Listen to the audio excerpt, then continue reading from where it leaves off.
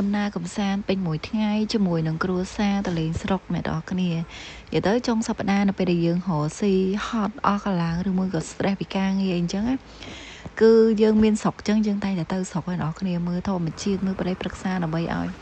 ខួរក្បាលរបស់យើងស្រឡះហើយឆាប់គិតអីបាន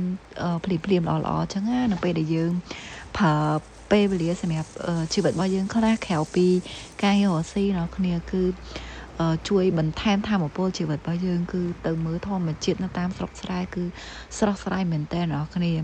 វាមួយយ៉ាងម្នាក់ពីទីក្រុងវាមានភ្លើងពណ៌មានអីស្រស់ស្អាតចឹងតែសម្រាប់មកតាមស្រុកស្រែជនបទអញ្ចឹងគឺមានធម្មជាតិខៀវពណ៌បៃតងអីស្រស់ស្អាតមែនតើបូករួមជាមួយនឹងទឹកភ្លៀងតិចរាក់មកអួយនិយាយថាគឺស្រស់ស្រាយហ្មងអ្នកគ្នាជាមួយបាយផ្អកប្រហុកអីហ្នឹងគឺជាតិហ្មងហើយនេះគឺជាដំណាំហូបនៅក្រោយផ្ទះរបស់យើងមានសពគ្រប់បែបយ៉ាងអញ្ចឹងណាហើយនៅពេលដែលយើងទៅស្រុកម្ដងគឺតែងតែស្រស់ស្រាយជាមួយនឹងជីវិតបែបនេះអ្នកគ្នាអញ្ចឹងនៅពេលដែលតនេពីការងារបងប្អូនណាមានស្រុកកណាដូចខ្ញុំអញ្ចឹងកុំភ្លេចធ្វើដូចខ្ញុំអញ្ចឹងគឺមានអារម្មណ៍ថាស្រស់ស្រាយហ្មងអ្នកនរគ្នា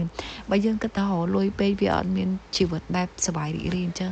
ហើយមានធម្មជាតិទឹកថ្នោតទឹកអីចឹងអ្នកនរគ្នាហើយគឺថាធ្វើអារម្មណ៍យើងទោះបីថាឈឺក៏ត្រូវតែជាដែរអ្នកនរគ្នាស្រស់ស្រាយហ្មងហើយខ្ញុំគឺចូលចិត្តបែបហ្នឹងមែនតែនហើយនេះគឺជាមួយនឹងលក្ខណៈគ្រួសារគឺនាំគ្នាមកស្រូបខ្យល់អាកាសនៅបែបជនបទបែបនេះគឺធ្វើអារម្មណ៍ស្រស់ស្រាយខ្លាំង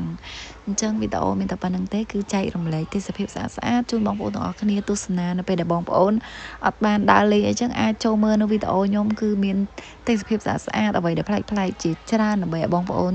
ទស្សនានិងមើលជាមួយនឹងខ្ញុំអញ្ចឹងណាបាយបាយ